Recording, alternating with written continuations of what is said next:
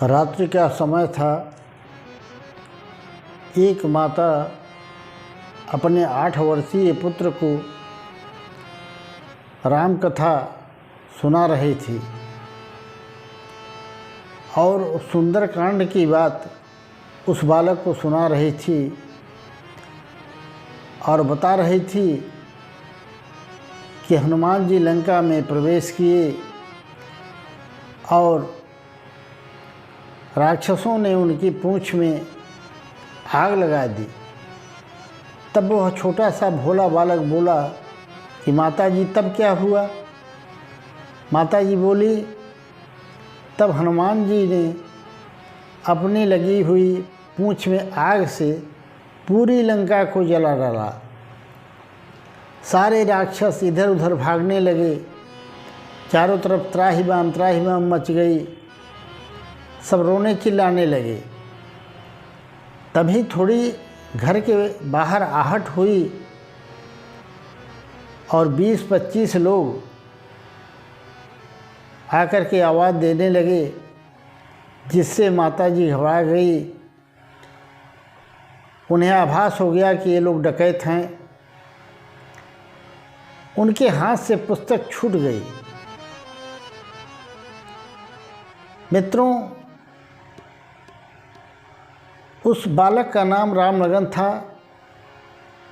उनकी माताजी बहुत ही धार्मिक स्वभाव की महिला थी और हमेशा जब भी समय मिलता अपने बालक को भगवान राम की कथाएं सुना करके उसके मस्तिष्क में ये भर दिया था कि जब भी आवश्यकता पड़ेगी भगवान राम अवश्य आएंगे।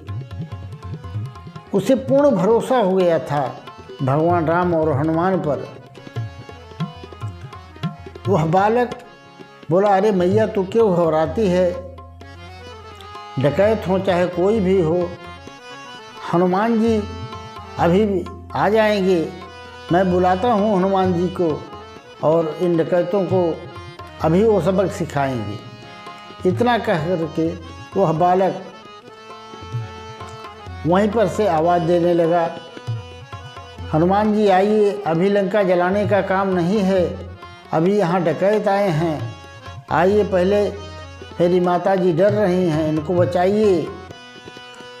और मित्रों कहते हैं कि इतना कहते ही उस बालक के जो पुस्तक माताजी के हाथ से छूटकर गिर गई थी अचानक खुल गई और उसमें से एक विशालकाय वानर प्रकट हुआ और वह वानर सभी डकैतों को दौड़ा करके मारने लगा।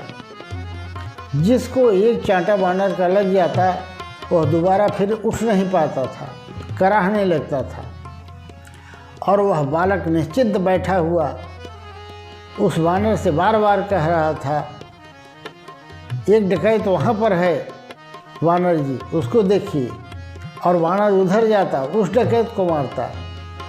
सारे डकैत बेहाल होते जा रहे थे। सबने एक साथ मिल करके उस वानर पर हमला करने की कोशिश की, पर उस वानर का एक तमाचा जिससे लग जाता वो फिर ज़मीन पर गिर जाता, फिर उठता नहीं था। अंत में डाकुओं के सरदार ने उसे मारने की चेष्टा की वानर को, तो उस वानर ने उसकी दाढ़ी को ही खींच लिया और वह चिल्लाता हुआ ज़मीन पर गिर गया।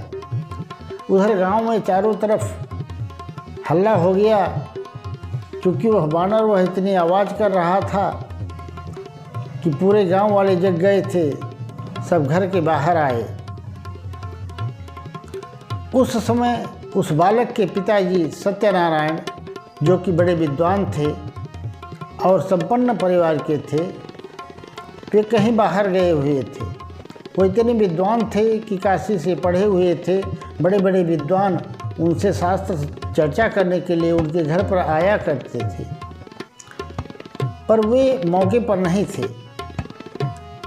और तब तक जब सारे लोग आए तो वह वानर वहाँ से जा चुका था। सब घर के अंदर आए और सबने पूछा, क्या बात हुई, क्या बात हुई? माताजी तो मूर्छित पड़ी थी और बालक वहीं बैठा था। उन डकैतों ने कहा, भैया हम डकैत हैं और डकैती के इरादे से यहाँ पर चोरी करने आए थे, पर एक बानर ने हम लोगों की ऐसी दुर्दशा की है कि हम लोग उठने लायक नहीं है, हमारे शरीर में जरा सा भी हिम्मत नहीं है। आप लोग कृपा करके हमारा इलाज करवाइए। हम लोग कसम खाते हैं कि ज़िंदगी में अब कभी चोरी और डकैती नहीं करेंगे। उस बालक से गांव वालों ने पूछा तो उस बालक ने बताया कि वह बानर और कोई नहीं, हमारे हनुमान जी थे। मैंने बुलाया था, वो हनुमान जी आए थे। सबने कहा, तुम्हारे हनुमान जी थे? उन्होंने कहा, हाँ। बोले, वो तुमसे कुछ बोले? तो उस बालक ने कहा, जाते समय उन्होंने मेरे माथे पर हाथ रखा और कहा, जब भी बुलाओगे मैं आ जाऊंगा। कहते हैं उस बालक जिसका नाम राम लगन था, उसके माथे पर हनुमान जी के उंगलियों के निशान थे। गांव वालों ने डकैतों को ले जा कर के उपचार कराया और वे गांव से बाहर चले गए। कुछ दिनों के बाद उनके पिता सत्यनारायण जी जब घर आए, उन्हें सारी घटना की पता चली और उन्हें पता चला कि हनुमान जी हमारे घर आकर के गए हैं, तो बड़े भाव विह्वल हुए और उन्होंने अपनी सारी संपत्ति बेच दी और अपनी पत्नी और पुत्र को लेकर के अयोध्या जाकर बस गए। अयोध्या रहते रहते रामनवमी के दिन उनको और उनकी पत्नी को राम जी का दर्शन हुआ और दर्शन होते ही स्वर्ग सिधार गए। अब तो बालक राम लगन अकेला ही रह गया। कुछ दिनों के बाद वह बालक किसी संत से दीक्षा ली और उसका नाम राम अवधदास पड़ गया। कहते हैं राम अवधदास कभी किसी से कुछ भी इच्छा नहीं करते थे और न किसी से कुछ मांगते ही थे।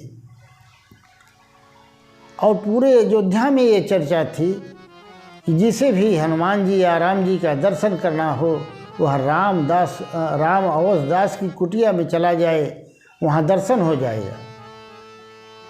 उनके बारे में विख्यात था कि 11 बार भगवान राम के दर्शन उन्हें हो चुके थे और हनुमान जी तो प्रतिदिन उनके सारे कार्य कर दिया करते थे आकर के। कभी भी राम अवधदास किसी से कुछ मांगते नहीं थे और न ही कभी किसी को उन्होंने अपना शिष्य बनाया था। एक बार की बात है, राम अवधदास अपने कुटिया में ऐसे ही लेटे हुए थे, 2-3 दिन से कुछ खाए नहीं थे। एक व्यक्ति आया, उसने कहा, मैं आपके खाने का प्रबंध कर दूं। राम अवधदास ने कहा, तुम्हें चिंता करने की ज़रूरत नहीं है, वो अपने आप आ जाएगा। वह व्यक्ति बाहर खड़ा देख ही रहा था कि थोड़ी देर में कुछ बंदर आए और बहुत सा फल फूल उन्हें दे करके चले गए। तो राम अवधदास ने कहा, देखा तुमने, मैंने कहा था ना कि सारा प्रबंध हो जाएगा, तुम्हें परेशान होने की ज़रूरत नहीं है। उस व्यक्ति ने कहा, महाराज ये तो बंदर हैं, बंदर तो दूसरे के हाथ का छीन कर खाते हैं, ये आपको दे के गए हैं। तो राम अवधदास ने कहा, तुम्हारी नज़र में ये बंदर होंगे, पर ये तो मेरे हनुमान जी हैं जो मेरी सार संभाल हमेशा करते हैं, मेरी रक्षा करते हैं। मित्रों, इस कहानी का आशय ये है कि यदि आपका भगवान पर सच्चा विश्वास है और उनमें इतनी तन्मयता हो गई है आपकी कि आप भगवान पर ही आश्रित हैं, तो भगवान आपकी सदैव सहायता करेंगे और आपके साथ हमेशा रहेंगे, यह निश्चय है। प्रेम से बोलिए राधे राधे, जय श्री कृष्ण।